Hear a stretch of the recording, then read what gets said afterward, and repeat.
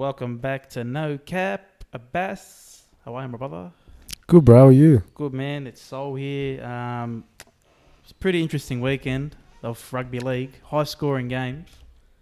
I think each game maybe was averaging around 60 points a game. Mm-hmm. But the main thing is your boys, 16 in a row. I'm getting ahead of myself now. 16 in a row. One away from the record that the Bulldogs legally set up. Asterix. No, mate, it counts. What are you talking about?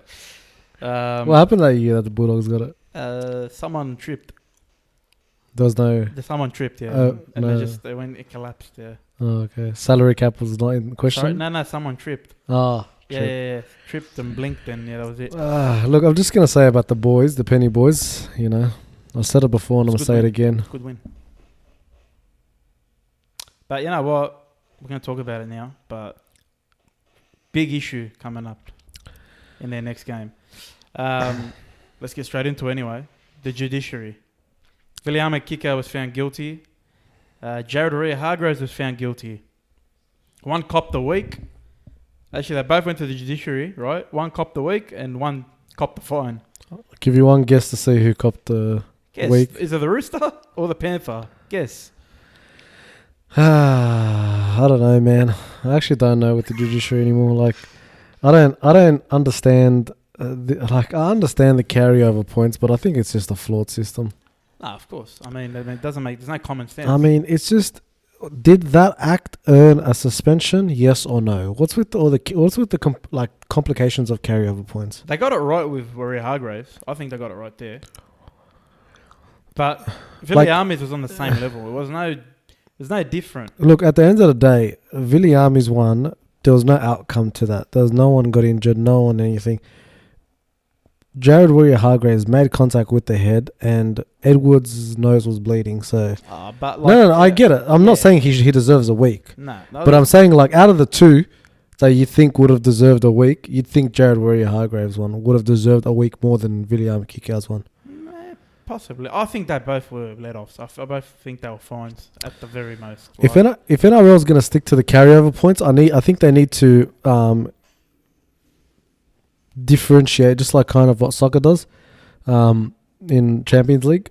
Once it hits the finals, carryover points from the normal season don't count. 100%. Because I mean, if somebody makes somebody does something bad week 1 of the finals and then does something bad week 2 of the finals, then you're like, all right, fair enough. But if this carryover point was sitting since round 10, and it just so happens that I don't think there was intent in the Kikau one. No, not at all. I don't even think there was intent in the Jared Warrior Hargreaves one too. It was just, unfortunate. Sometimes stuff like that happens. And now Viliame Kikau has to pay for that, and so do the Penrith Panthers. I don't think it's going to... I mean, it's obviously going to affect the boys, but... the team's performance, because, Kikau is... It's probably the second best player in that team.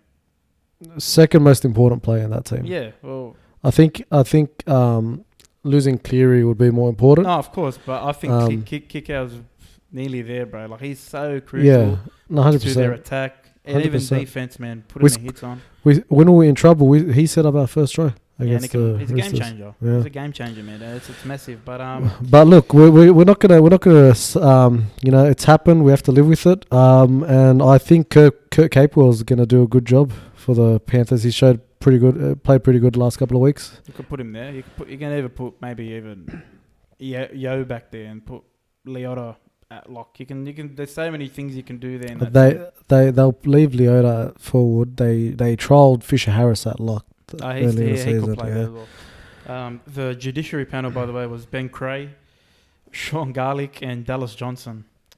So, any thoughts about them?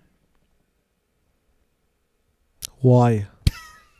I don't know. They sat there. Who's Sean Garlick? He has a pie shop. I don't know. He owns a pie shop. I don't know. Do you mean Garlo's pie? Yeah, that's the one. No, it's not Garlic. No, that's him. Is that him? That's him. So he's just because he's a sponsor? He knows the boys and played before, and he...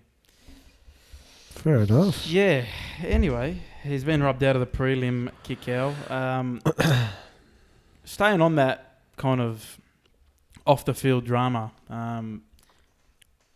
Vunivalu on the weekend against the Eels went down, and the trainer called for the game to stop, apparently.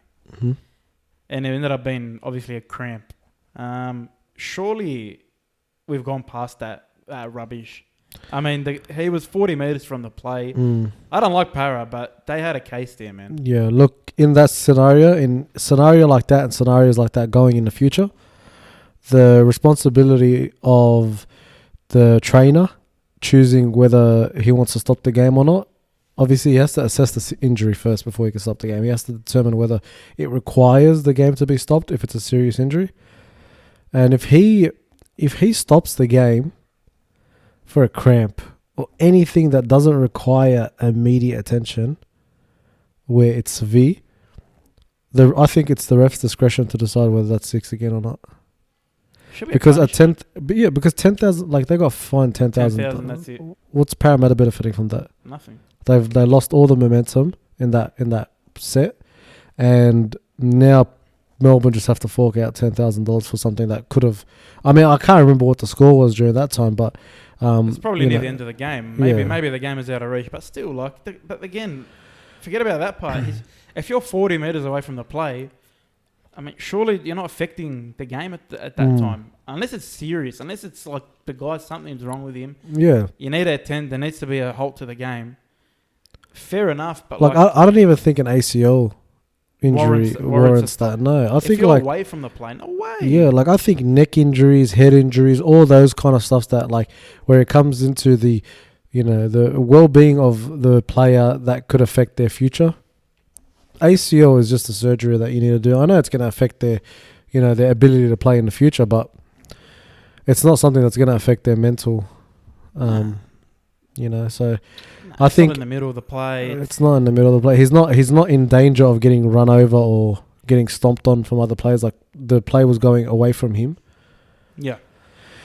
Like I said, I think it should be the ref's discretion there that if it's not a serious injury, first of all, NRL need to make a better. They have to make a better ruling in regards to what can be stopped and what can't be stopped. Like I said, I think head injuries. They've got it outlined. They've got it outlined. They said, "Oh, yep, we know what it is. We know what the circumstances are. Refs know what the circumstances are. It's all good." But we still have this issue. It's just no. But the thing is that what constitutes or what powers do the trainers have in regards to what kind of injury does it need to be for them to call the game, like to ask the ref to stop the game? Look, for me, it's as simple as if it's not in the middle of the play, if it's not interfering with the play, then there should be no. No, I get that. But what I'm saying is, if it's in the middle of the play and maybe a head injury, maybe something that can happen in the tackle, you know what I mean? Then you got to stop play because it's around the run. No, I get that. But what I'm saying is, what do the NRL rules state in regards to that situation? Does it have to be a specific injury, or do they just say, "Oh, the trainer can call the ref to stop the game"? If it's a serious injury, they've got to be more specific on what's a serious injury. So, I get why they stopped the game because they're a man down in defense and there's nothing they can do. But at the end of the day, that's just not much you can do about that. You can't disadvantage the attack because somebody got injured during a play that happened and there was no foul play. Like, it was just by accident that the player got injured. You can't be disadvantaging the attacking team. No, and that's the issue is if it happens in a grand final or these coming finals, a grand final, state of origin, and the game's close and it's near the end of the game and they stop the game for that. I mean, they reckon that. They reckon in the rules, a ref can tell them you have to get off the field and you're not allowed back apparently. But which ref's going to do that? For how long they're not allowed back? Can't come back to the game if they stop the game. Yeah, that's silly. No, I think there should be like a certain time period. If they stop the game for no reason, if they stop the game for something that's stupid as a cramp, you can't come back on. Like, get him off. You're pretty much getting sent off for that. I think 6 again would be better, right? There has to be something serious, but. For that, because it's still happening. There's something has to be. There has to be a punishment there that makes them think, okay, we shouldn't do this anymore. That's my opinion. But then again, it's tough, right? Because right now the trainers might not be as in the one on the weekend was 100% wrong. Like a cramp, you don't stop the game for a cramp, right? But if what the rules are saying that and like a guy that's got a bad knee injury or something, they can ask the ref to stop the game for like the Medicab and all that, then they're not really doing anything wrong, right? They're only following the rules. The trainers are following the rules. It's the NRL's job to specify what kind of injury. And I think honestly, the only injuries that should be stopped are like where the guy is completely knocked out. Guy's got a hit to the head where one, he's either dazed or he's bleeding a lot. And the other one, which I only have seen it maybe once or twice in my whole life watching NRL, is if somebody's having like a fit on the middle of the field, like that requires immediate attention. Of course. Other than that, and like in that scenario, it's just unfortunate for the attacking team that they had to be disadvantaged. But player welfare comes before when it comes to those kind of scenarios. No doubt about that. But again, we're going back to not a cramp and an ACL. Even like ACL is not a minor injury, but like that's not something that needs unless attention. it's in the middle, unless it's caught up in the play. Fair enough. But if you're 40 meters away, man, come on.